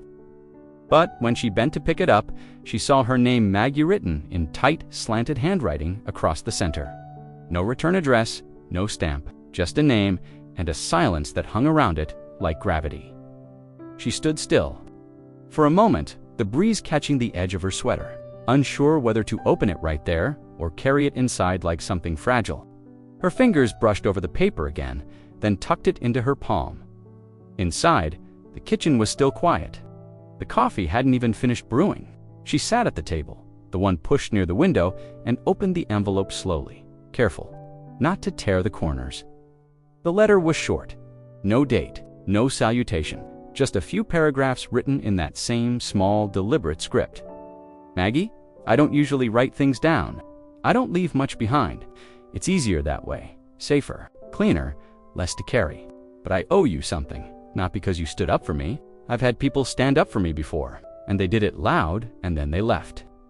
You didn't. You did something I didn't think existed anymore. You saw me.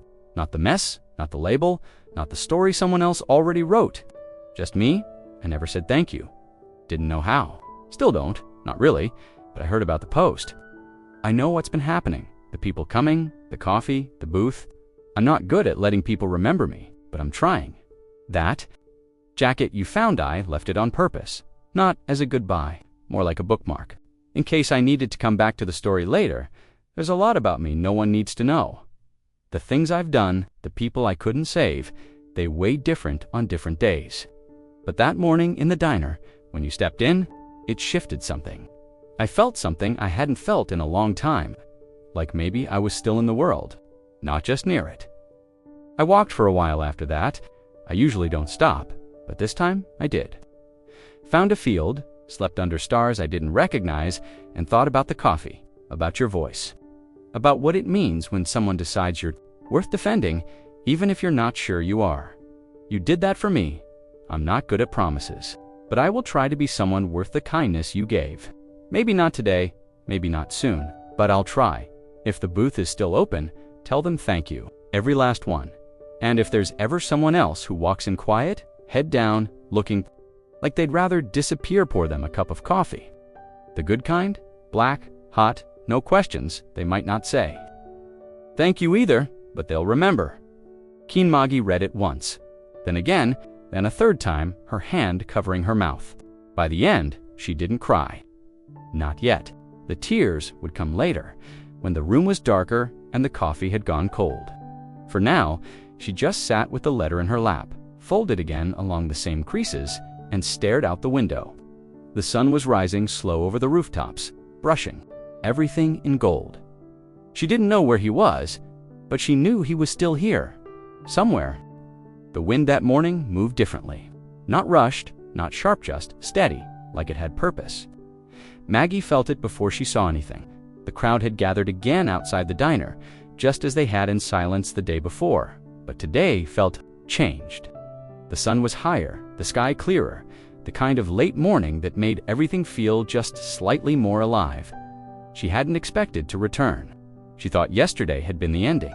The notes, the coffee, the letter, but something had drawn her back, maybe instinct, maybe hope. She stood near the corner across from the diner, just beyond the curb, watching as uniforms lined the sidewalk once more. There were more today. Word had spread even further overnight. She recognized some of the faces from yesterday, though older. Man with a walking cane, and the young woman who had placed a folded drawing on the booth's table. But many were new. Different units, different eras. Some came with flags folded under their arms. Some carried nothing but the weight they always did. And then she saw him. He stood near the end of the line, almost lost among the others, and for a moment she didn't believe it. Her eyes focused slowly, as if afraid that movement would break the vision. But he didn't move. Not at first. He was wearing the same field jacket, the one she had found folded so precisely in the alley, the one with the patch that read Keen. Only now it was clean, pressed, fitted like it belonged to him again. He was clean-shaven, his posture upright, not rigid, but deliberate. He looked older than he had in her memory, but stronger too, not in body necessarily, but in presence, as if he had stepped fully into himself again. His eyes were forward, focused on the diner. On the booth, he didn't look at her, not right away, but she saw him see her dot. It was in the brief flicker, the soft narrowing of the eyes, the way his jaw relaxed for the smallest second. It was enough. She wanted to step forward, say something, but something told her not to. Not here, not now. He was already speaking, in the only way he knew how, by showing up. The people around him noticed too. The soldiers beside him shifted subtly, some nodding in quiet recognition. A few stepped slightly aside, as if giving him space without being asked. No one clapped, no one saluted. They simply allowed him to stand among them. Maggie's chest tightened, not from grief or relief, but from something deeper, witnessing a return that had not been promised. And then, slowly, he raised his hand. A salute, not showy, not theatrical, just clean and still. It wasn't aimed at her. It wasn't even for the others, not entirely. It was for the booth, for the empty seat, for the steam that had long faded from the untouched mugs inside, for every name folded inside those notes, for the ones still missing and the ones who had never been thanked then. He dropped his hand gently and stepped forward. He crossed the street alone. The others stayed in place, silent, watching Maggie, didn't move. He stopped just outside the diner window and looked inside. Through the glass, he could see the table. Still untouched, still waiting. He didn't knock. He didn't enter. Instead, he reached into his coat and pulled something small from the inner pocket. It was a patchworn, soft at the edges, frayed. By time, he pressed it lightly against the glass right near the booth and left it there. It slid down slightly, but stayed in place. Then he turned. This time, he looked at her, full on. No hesitation, no words passed between them. He just nodded. Once she returned it, then he stepped back into line. And Maggie knew he wasn't invisible anymore. Not to her, not to them, not to the world that had once stopped seeing him. Sergeant David Keen had come home. The van pulled up just after dawn, white, unmarked, except for a small emblem on the passenger door. The seal of the Department of Veterans Affairs. It made no noise, no siren, no announcement. It stopped at the corner across from the diner. Just beside the faded parking lines where delivery trucks sometimes idled, most people wouldn't have noticed it. But Maggie did. She stood across the street, hands in her pockets, watching from the same place she'd been the day before. The booth inside the diner was still empty. The coffee cups had been cleared away the night before, not by the diner staff, but by the same group of veterans who had placed them there. Every mug washed, dried, and returned with care. But the notes, those were taken, folded into envelopes, and sealed with the intention of being kept. The VA van door opened slowly, and 2 people stepped out. One was a man in his 40s, wearing khakis and a collared shirt with a lanyard around his neck. The other was a younger woman, her hair pulled back in a tight braid, clipboard in hand. They didn't scan the street or search for directions. They knew who they were there for. From behind the diner, Sergeant David Keene appeared. This time, he wasn't wearing the field jacket, just a plain t-shirt and worn jeans. His posture relaxed but alert. He looked cleaner, steadier, like sleep had found him after a long time away. The man from the VA extended a hand. David shook it firmly, then turned toward the woman and nodded. No one spoke loudly, no fanfare, no cameras, just quiet coordination. Paperwork exchanged. A backpack passed from one hand to another, and then David turned, looked once more toward the diner window, then stepped into the van. Maggie stayed on her side of the street. She didn't wave, she didn't call his name, she just stood there and let him leave in peace, because this time, he wasn't walking away alone. Inside the van, David sat by the window. Through the tinted glass, his eyes scanned the town, the streets that had ignored him, the sidewalks that once avoided his steps, and the diner where a cup of coffee had been more than a drink. It had been a signal, a start. The VA team didn't ask many questions. They had already read the reports. A caseworker had forwarded Maggie's post. A hospital administrator had sent his service number. A retired colonel who recognized Keene in one of the photos had called the director personally. For 5 years, his records had been marked inactive. No forwarding address, no benefits collected. A missing name in a system that had too many of them, but someone saw him. That changed everything. They would start with a medical evaluation, then therapy, housing assistance, reintegration, counseling. Not because he asked, but because it was overdue. Because the silence he had lived in was finally broken, not by noise, but by a moment of stillness and a waitress who wouldn't let him be dismissed like background noise. The woman beside him, Jessica, handed him a small packet of papers. He looked at the top page and paused. There was a name listed under primary contact. Maggie. He didn't say anything, just folded the papers back up and placed them in his lap. As the van moved through the town and turned onto the main road, David watched the buildings pass. The pharmacy, the gas station, the library he used to sit behind when the nights were too cold to sleep near the river, everything looked the same. But everything had changed because someone had seen him not as a problem, not as a statistic, not as an interruption, but as a man who still mattered. And now, the system that once lost him was opening a door again. Not because he fought for it, but because someone else did. Maggie didn't expect to be noticed. She wasn't in uniform. She had no medals, no ribbons. Her shoes weren't polished, and the only thing pinned to her chest was a simple name tag from the diner still folded in her coat pocket, where she had forgotten it. She had only stepped outside to clear her head, to walk the block that had changed so quickly in the last 3 days. But when she turned the corner, she saw them waiting, a small group of soldiers, some still in fatigues, others in civilian clothes with subtle markers, dog tags beneath shirts, patches stitched onto backpacks. They stood just outside the diner, facing the window where the corner booth still sat. The glass had been cleaned. The reflection now caught the morning sun. Throwing soft light across the sidewalk, she hesitated, unsure if she should interrupt, but one of them saw her. He turned slowly, his stance shifting. Then he raised a hand in a low, respectful salute, not dramatic, not performative, just recognition. Others followed. Soon all of them had turned, not in formation, not in unison, just together. One stepped forward. A tall man, maybe in his late 30s, with sleeves rolled up and a faint scar that ran from his jaw to just below his ear. "You're Maggie?" he asked, voice steady. She nodded once. "Yes." He gave a half smile, then extended his hand. "It's an honor, ma'am." She shook it, unsure what to say. "I was just a waitress." "You weren't just anything," another said, stepping closer. She looked young, early 20s. Maybe her eyes were clear, but her expression carried weight. "You served, just not with boots or stripes." Maggie tried to laugh, but it caught in her throat. "I only poured coffee." The first man shook his head. "You did what leaders do. You saw someone that others ignored. You stepped in. You didn't flinch." One of the older veterans near the back of the group spoke up, his voice rough but warm. "We've had commanders who couldn't do what you did in that diner." A few chuckled softly, not mockingly, just with the shared understanding of what those words meant. "You gave Sergeant Keene something no one else did," another said. "You gave him dignity without asking for anything back. That's rare. That's service." They didn't crowd her.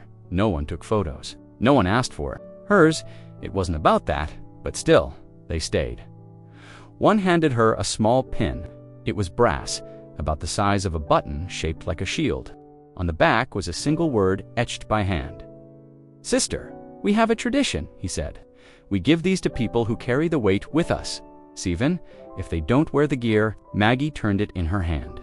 The edges were smooth from years of use. She didn't know what to say.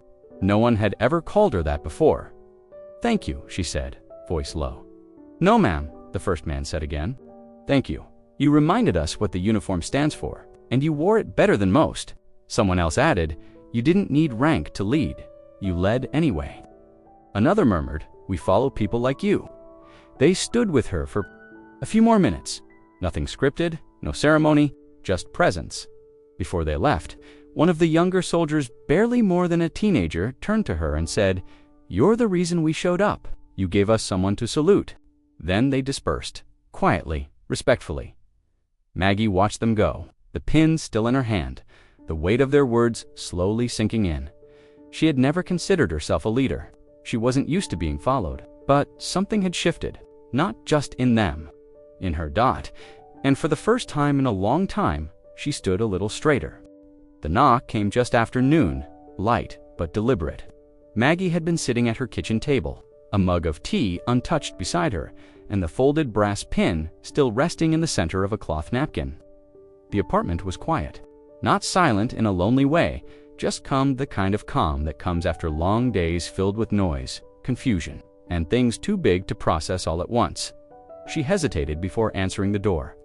There hadn't been many visitors since everything began. Most messages came through her phone now, texts from people she didn't know, veterans reaching out with gratitude, strangers offering encouragement.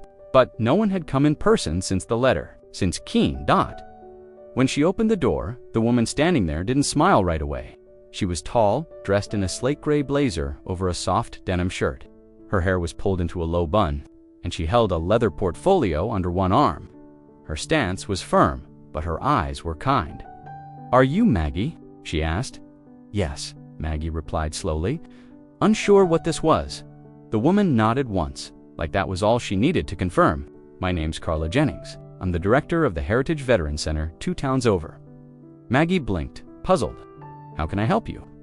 Carla shifted the folder under her arm and stepped slightly to the side, but didn't cross the threshold. "Actually, I came to ask if we could help you." Still confused, Maggie invited her in. They sat at the small kitchen table across from one another, the quiet hum of the refrigerator filling the space between them for a moment. Carla reached into her folder and pulled out a photo, one of the images from outside the diner, with the soldiers standing in silent formation, the corner booth visible through the window. "This made it all the way to DC," she said, "and then back to us." Maggie looked at the picture, recognizing the angle, the colors, the small things that made it real. The napkin folded just so. The steam that still clung to the diner's outer wall in the morning sun. "We've been following the story," Carla continued. "More than just the headlines. We've read the notes, we've seen the posts, and we know what you did, not just for Keene, but for what you reminded us about what community looks like." Maggie shook her head gently. "I didn't do anything extraordinary. I just treated someone like a person. That's more extraordinary than you think," Carla said, "especially when nobody else does." She reached into the folder again and pulled out a single sheet of paper. "We have a position open. Outreach coordinator. It's not glamorous, It doesn't pay six figures, but it matters. And we've needed someone who understands people, not just policy. Someone who listens before they speak. Someone who's already doing the work, even without the title. Maggie stared at the paper. It wasn't a contract. It wasn't formal. Just a description. A few bullet points about responsibilities, hours, support systems. No resume required, Carla added, as if reading her mind. You've already proven more than a stack of paper ever could. Maggie felt something tighten in her chest. Not fear, not doubt. Just the overwhelming realization that maybe this was the start of something new. I've never worked in anything like this before, she said honestly. We don't need someone with a perfect record, Carla replied. We need someone who shows up. The words echoed quietly in the room. Maggie looked down at the pin on the napkin. Sister. She thought of Keene, of the soldiers, of the moment when everything shifted from a booth and a coffee to something larger. She didn't have to say yes right then, but she did. She reached across the table and shook Carla's hand. I'll show up, she said, and for the first time in weeks, the tea didn't go cold. The new diner wasn't much to look at from the outside. Just a modest brick building with freshly painted trim and a hand-lettered sign that read the welcome table. No flashing neon, no grand opening balloons, no sponsored ads. But from the first morning it opened, the line out front formed early and quietly. Word had traveled far, but it wasn't hype that drew people in. It was something else, something simpler, something rooted. Inside, the air smelled of fresh biscuits and real coffee. The floors gleamed. The booths were worn not from age, but from the hands of craftsmen who had distressed the wood on purpose, giving the place a lived-in feel. No television played in the background, just soft hums of conversation and the occasional clink of silverware against porcelain. And in the far right corner, beneath a warm cone of light from a single overhead pendant, sat the table. It was a two-person booth, the kind most people passed by for a seat with more elbow room. But this one wasn't for sitting, at least not anymore. A single white coffee cup rested in front of the window. Always steaming, refilled throughout the day whether anyone sat there or not. On the table, beside the cup, was a small folded army field jacket, faded, patched, and placed with care above the booth. Mounted on the wall was a plaque. It read, "Reserved in honor of Sergeant David Keene, a place seen, a man remembered, a kindness never forgotten." Beneath the inscription, in smaller letters, because one woman noticed. Customers came and went, many glancing toward the booth with a quiet nod. Some left coins on the table, others left folded notes. No one touched the jacket, no one dared to sip from the cup, but still, it was always warm. Maggie didn't sit at that table either. She worked behind the counter now, greeting patrons with that same soft nod she used to give in the old diner. Some recognized her, most didn't. That was fine. She wasn't there for attention. She was there because the space needed to exist. A place where no one was invisible. No one was just passing through. Every day, a veteran walked in. Some were old, hunched and quiet, wearing caps with names of wars stitched across the front. Others were younger, stiffer, still adjusting. To the world they returned to, Maggie made sure each one got their coffee first. She didn't write it down, she just remembered. Sugar for the tall man with a limp. Cream only for the woman in the corner seat who always brought a book. Black hallways black for the man with trembling hands who never stayed longer than 10 minutes. One afternoon, a little boy asked about the empty table. He asked, pointing with the innocence of someone too young to understand loss. His mother shushed him gently, embarrassed. But Maggie walked over and crouched beside him. "That table belongs to someone very brave," she said. "Is he coming?" "Back," Maggie paused. "He already did. Just once, that was all we needed." The boy nodded like he understood, even if he didn't fully. Then he pulled a sticker from his Pokita cartoon dog in a superhero cape hand, placed it carefully beside the jacket. From that day forward, the table had more than notes and coins. It had stickers, pins, hand-drawn cards, tiny offerings left by children who didn't know the whole story, but knew the table mattered. Maggie never let the coffee grow cold. Even when she closed up at night and locked the doors, she'd pour one last cup before turning off the lights. She said it helped her sleep, and in the stillness, with the hum of the coffee machine powering down and the quiet street outside dimming into dusk, the the diner always felt full. Not from noise, but from presence, because the table was never empty. And neither was the story. The email had been sitting in her inbox for 3 days before she finally opened it. Maggie didn't trust media requests. Not after what happened with the video. She'd seen how quickly a camera could slice a moment out of context, twist it, strip it of nuance, and hand it over to a world eager to comment but never to understand. Since the day she lost her job, Maggie had kept her head down. She didn't want to be anyone's symbol or headline. She just wanted to keep the coffee hot and the lights on at the welcome table. But this email wasn't like the others. It wasn't from a national outlet. It wasn't flashy. No promises of exclusive coverage or prime airtime. It was from a local public radio journalist named Nora Hall. No blue checkmark, no tagline, just a few honest sentences. I don't want to retell what everyone else already has. I'd like to sit down with you not about what went viral, but about what mattered. You don't have to say yes, but if you do, I'll listen. Maggie didn't reply right away. She read it twice. Then again that night before bed. The next morning, she stood at the booth in the corner and stared at the folded jacket. Keen's jacket. The sunlight caught the edge of the brass plaque. Again, the one with her name etched beneath his dot. She didn't want a spotlight, but something about the email's plainness, its quiet tone lingered. So she wrote back, they met on a Wednesday afternoon in the booth farthest from the memorial table. Nora didn't bring a camera, just a small handheld recorder and a battered notebook. She ordered black coffee and nothing else. She didn't launch into questions. Instead, she waited, patiently, like she had all the time in the world. It took Maggie a few minutes to start speaking. She didn't have a script. She didn't prepare. She just talked. About the coffee pot that never stopped brewing. About the corner booth and the man who sat in it like he was trying not to be seen. About how some kindness is so ordinary that people don't recognize it as rare. Nora didn't interrupt. She nodded now and then, jotted a few words in her notebook. But mostly, she let silence do the work.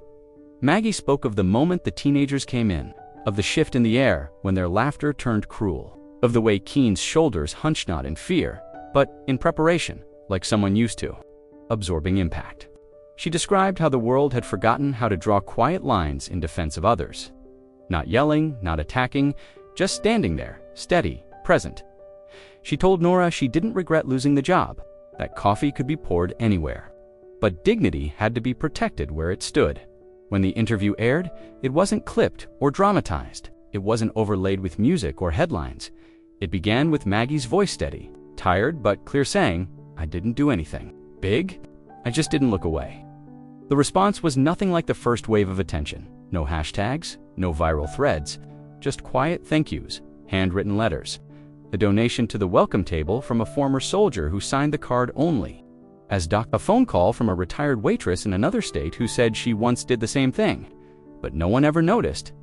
And for the first time since that awful night, Maggie felt seen not for what people projected onto her, but for what she had actually done, not heroic, not perfect, just human. Nora stopped by the diner a few days later. No recorder this time, just a coffee and a smile. That part where you said you didn't look away, she told Maggie, that landed. Maggie refilled her cup, then motioned toward the corner booth. It's not hard, she said softly. You just have to remember someone is sitting there. It started as a quiet upload. No trending hashtags, no dramatic title, just a simple caption. What really happened at the diner, for those who care about the whole story. The username was unfamiliar, just a string of numbers and letters, but the footage was unmistakable. The camera was shaky, filmed from a far corner of the room, probably from someone seated near the kitchen pass window.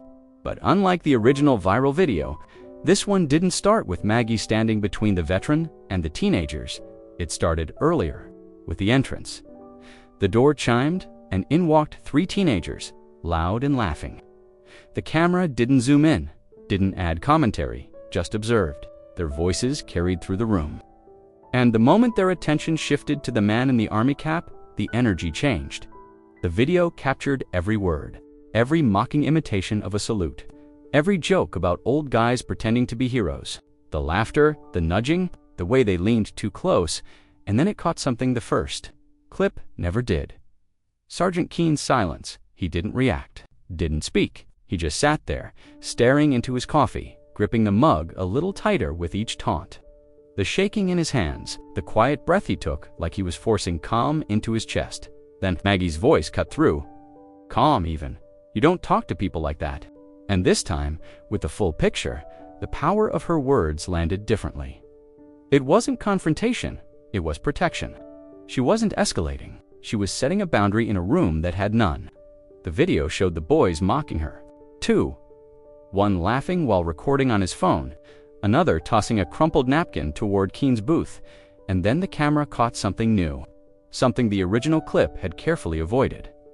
One of the regulars stood up, then another, a quiet ripple of people who had said nothing before, now gently aligning behind Maggie. No shouting, no threats, just presence. The clip ended after the boys left, red-faced and mumbling. Maggie didn't celebrate, she just refilled Keen's coffee and walked away. It didn't take long. Within hours, the clip began circulating in quiet circles, veteran forums, local news blogs, school parent groups. Then a larger account reposted it with the caption, "Context matters." By morning, it had millions of views. But this time, the comments were different. Not outrage, not speculation, just quiet recognition. "I served with him. He never asked." For attention, she didn't just see him, she honored him. "I wish my dad had someone like her around." Someone found the voice behind the camera dishwasher named Eli, who had worked in the diner before quitting 2 weeks prior. He'd been there that night, filming from the side when he saw the situation starting. He didn't think anyone would care at first, but after watching how Maggie was fired, after seeing the manager never correct the false narrative, Eli decided to upload what he had. No edits, no dramatics, just the truth. A local reporter reached out to him, then a national one. But Eli declined interviews. He said he didn't need credit, he just wanted people to see the full thing. The video was eventually played at a military appreciation event, projected on a screen in a school gymnasium, packed with folding chairs and rows of uniforms. When Maggie's voice came through the speakers, steady and unshaken, the room went silent, and when Keen's quiet nod was captured. At the end, tears followed. It didn't rewrite what had happened. She still lost the job, he still vanished for a time, but it reshaped what the world saw. It gave back what had been taken. The next time someone searched Maggie's name, they didn't just find a moment frozen in outrage. They found a full story, a context, a truth. And for once, the right clip had gone viral not because it shocked, but because it showed someone doing the right thing when no one else did. It arrived on a Thursday afternoon, a thin statement printed on cheap letterhead and taped to the locked glass door of the old diner, where everything had started. The font was too small, the wording too vague, and the tone too careful. Above it, someone had stuck a faded "closed for renovation" sign, though everyone in town knew renovations were never coming. The booth in the corner hadn't been touched in weeks. The coffee machines had been dry since the day the uniforms lined the sidewalk and never looked back. The statement read, "To our valued patrons. We at Donnie's Diner regret the events that unfolded several weeks ago and recognize that the situation involving one of our former employees and a guest should have been handled with more care and consideration. We do not condone harassment or disrespect of any kind and apologize for any offense caused. We are committed to creating a welcoming environment for all in the future." It was signed with a generic flourish. Management, no name, no accountability, no mention of the man in the corner booth. Just a few softened lines. Trying to rewrite the past with passive verbs and corporate diplomacy, people stopped to read it. Some shook their heads. One elderly woman, a regular from years back, let out a quiet HMPH, then walked away without finishing the second paragraph. Others didn't even glance at it. They went straight to the welcome table 3 blocks over. By now, that diner was humming, not in the flashy, overcrowded way that viral fame sometimes creates, but in the quiet, consistent way that happens when people trust a place. Veterans came in from out of town. Neighbors who'd once stayed silent now brought flowers, baked goods, donations. Maggie never hung the apology in her new place. She never even printed it. She read it once online, then closed the window. But someone brought in a copy, folded into quarters, and left it on the counter one morning. No name, just the note. "Thought you should see this." Maggie didn't throw it out. She didn't frame it either. She placed it under the register, beside an old photograph of Sergeant Keene in uniform, and said nothing. Later that week, a local reporter called. They wanted her reaction to the statement. Did she accept the apology? Did she feel vindicated? Declined the interview. There was nothing left to say. The Mandradani himself was seen around town less and less. Someone said he'd gone on a stress leave. Another said he was trying to sell the property. Rumors floated, but no one really cared. The town had already moved on. The story had outgrown the place it started. A few tried to defend him online, old friends, former coworkers. They said he wasn't a bad guy, just caught in a tough spot. They claimed the media exaggerated, that firing Maggie was a misunderstanding, but the comments dried up quickly. Not because people fought back, but because no one replied. Silence, this time, said more than arguments could. The truth had already spoken loudly, quietly, and through 400 uniforms. Outside Donnie's, the taped apology curled in the corners with humidity and time. After a week, the tape peeled. After 2, someone tore it down. No one put up a new one. What remained was a memory of what not to do. A case study in what happens when leadership looks down instead of up, when policy replaces presence, when reputation matters more than truth until truth takes it all back. At the welcome table, people kept coming. Not for spectacle, not for a statement, but because they knew what the other place had forgotten. Sometimes, the only real apology is showing a pan staying. They didn't carry signs, there were no megaphones, no chants echoing down Main Street. There were no podiums, no reporters lining up with bright lights and questions. What unfolded that Saturday morning wasn't a spectacle. It wasn't scheduled for attention or organized for cameras. It was simply called a walk, and that's what it remained. Quiet, steady, deliberate. They came in from every corner of the country, gray-haired veterans leaning on canes, young ones with prosthetics and careful steps, women with silver dog tags tucked into their coats, and families carrying folded flags under their arms. No one wore matching shirts, the kind of call that didn't require coordination, just conviction. They met just outside town at the old train station, once used by soldiers departing for wars that most people had forgotten. Now the platform served as a gathering space. There were a few hushed greetings, nods, small reunions between men who hadn't seen each other since sandstorms or snowy outposts, but mostly they just lined up. No one led. No one needed to dot at exactly 9 a.m. They started walking past the closed diner, where the windows still reflected nothing but dust and shame. Past the bus stop where Sergeant Keene once sat in silence, past the alley where a jacket had once been left behind like a folded flag no one claimed dot, and then they turned onto Main Street at first. People watched from doorways and sidewalks. A few residents stood with coffee cups in hand, unsure of what was happening. But they quickly realized this wasn't a protest. It wasn't anger that filled the air. It was reverence. They passed by the welcome table, where Maggie stood just inside the door, hand over her heart, eyes wide but steady. She didn't step out. She didn't wave. She just stood still and let it pass row after row of people who, in their own way, were walking for the same reason she had spoken up, because someone needed to. One woman walking with a photograph of her brother pinned to her coat paused in front of the diner's closed windows. She didn't stop long, just enough to reach into her bag and press a small card against the glass before moving on. Later, someone would read it. It said only, "We remember who you didn't." The walk continued through the heart of town, through neighborhoods that hadn't seen this many boots on pavement since the local base closed years ago. Children waved. Some followed along at a distance. Cars pulled over and idled as the line passed. There were no speeches when it ended, no final destination. The march simply dissolved back into the wind from which it came.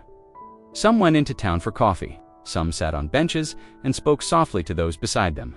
Others returned to their cars and drove back across state lines. But what lingered was something larger than the walk itself. For those who saw it, it reshaped how they thought about service. Not just the kind done in uniform, but the kind that happens in quiet rooms when no one's watching. A waitress refilling coffee, a stranger standing up, a town learning how to honor someone not because of their rank, but because of their humanity. That night, Maggie swept the front steps of the diner. Someone had left behind a single combat boot, upright and laced, placed gently beside the door. Inside was a note folded twice. We marched today for him, but we also marched for you."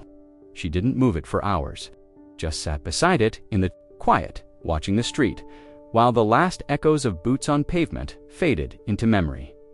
It had never been about noise. It had always been about presence. It came in a simple envelope, no gold seal, no courier service, just a plain white rectangle addressed by hand, slid through the mail slot like any other piece of mail. But the return address was different. Washington, D.C., a congressional office. Maggie stared at it for a while before opening it, the kind with a watermark she could feel if she ran her fingers across it. The words were direct, formal, but strangely personal. It started with gratitude on behalf of a committee, on behalf of a nation, but also on behalf of those who had never had the chance to say thank you before. It thanked her for her courage, her stillness, her refusal to look away when others did. It bears the name, the Keene Morris Act. She read it twice, then a third time, her name Morris followed by his. The bill was aimed at one thing: dignity. Not just the word, but the structure behind it. With funding for transitional care that accounted not only for shelter, but for trauma-informed rehabilitation. It also required that shelters and veteran assistance organizations implement visibility tracking systems to make sure no veteran went missing in plain sight. Like Sergeant Keene had for years, it wasn't about charity. That word wasn't even in the language of the bill. It was about restoration, accountability. It proposed that every city receiving federal support for veterans must create one designated silent service space, a physical, maintained place where the contributions of those outside the public spotlight, like Keene, could be honored without spectacle. The first pilot location, the letter noted, would be funded in Maggie's town. She sat on the edge of her bed, letter in hand, staring out the window where sunlight hit the coffee shop. Across the street, it was quiet out. She could almost see Keene's jacket again, folded neatly on the alley's edge.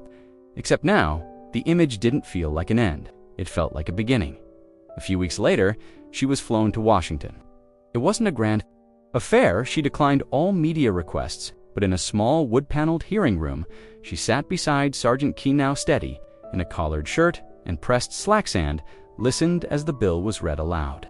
When the committee chair acknowledged his name, he nodded once, slowly, hand resting lightly on the table. The bill didn't promise to fix everything. It didn't erase years lost or change the fact that many would never return. "We will not look away again." One congresswoman recounted Maggie's story during her remarks. She told the chamber how Maggie had acted without cameras, without reward, and without knowing who Keene was. It's not earned by medals or fame. It's upheld in how we treat those with nothing left but a corner booth and a name on their jacket. The session, Maggie stood in the hallway beside Keene. Neither of them said much. He gave her a nod again, then offered his hand. In it, a small lapel pin, an eagle with folded wings, the kind they gave to medics once, decades ago. Her hand around it, eyes damp but steady, not because she made a speech, but because she kept one man's coffee warm and reminded the world that service doesn't end. At discharge, it continues in how we choose to see one another. And now, it would be law. The morning was gray, not in a gloomy way, but in the soft way that makes time feel slower. The diner had already been open for an hour. A few locals had come and gone, mostly early risers and the quiet sort. The bell over the door jingled gently, with each arrival, but no one made much noise. Maggie liked it that way. She moved behind the counter with familiar rhythm, wiping down the surface, refilling the sugar jars, checking the burners. The new place wasn't fancy. It wasn't meant to be. The booths were refurbished, the floors creaked a little, and the walls held a rotating display of framed letters and hand-drawn notes from veterans and their families. One of them was written by a child in crayon. "Thank you for seeing my grandpa." There was still one booth tucked into the corner, the same shape, the same angle to the window. The plaque on the wall beside it didn't have a title, just a sentence, reserved for whoever needs to be seen today. The seat was empty. That morning, it often was. She never rushed anyone to fill it. Some days a visitor would sit there, someone just passing through. Sometimes it would stay untouched all day, a coffee cup warming the table alone. And sometimes, like today, he would return. She noticed him before the bell rang. Through the front window, just a glimpse of the field Jack had faded. He stood at the corner of the block for a few seconds, as if making sure he wouldn't disturb anything by stepping in. Then he opened the door. No one turned, no one gasped. It wasn't that people didn't care, it was that the town had changed. In the right way, it no longer needed spectacle to make room for someone like Sergeant David Keene. He gave her a nod as he walked in, slow but steady. She nodded back, no words. He moved to the corner booth without hesitation and slid in, as if it were still just another morning like the dozens before. As if none of it had happened, except, of course, all of it had. She grabbed the coffee pot, without being asked, poured it gently into the ceramic mug that always weighted there thicker than the others, because his hands sometimes trembled with the thinner ones. She didn't ask how he was, didn't ask where he'd been. They both knew those kinds of questions weren't needed between them. He looked better, but still quiet. Still him. For a long moment, they just sat in their separate places, her behind the counter, him in his corner. The sun began to cut through the clouds outside. It caught the edge of his cup, the steam curling upward. After a while, he reached into his coat pocket and slid something onto the table, a small, polished coin. She recognized it, instantly a challenge coin. Military issue. This one had a medic's insignia. Around the edges, it read, "For service given, not always seen." She didn't touch it, not yet, just glanced at it, then back to him. He didn't explain, she didn't ask. A young man in uniform stepped through the door a few minutes later, maybe. 22 tops. He paused when he saw Keene, then quickly dropped his gaze and made his way to the counter. Maggie smiled softly and gestured to the stools. The soldier sat. She refilled his coffee in the corner. Sergeant Keene took a sip from his cup. Outside, the town moved as usual. Nothing dramatic, no parades, no noise, just a quiet booth, a returned presence, and the kind of peace that doesn't need to be announced. Maggie finally walked over and picked up the coin. She held it in both hands. No words passed between them, but the silence held weight. Not emptiness, just enough space to hold everything they didn't have to say. And then gently, she tucked the coin into her apron pocket. The coffee steamed. The booth stood steady as if nothing had ever happened, but everything had.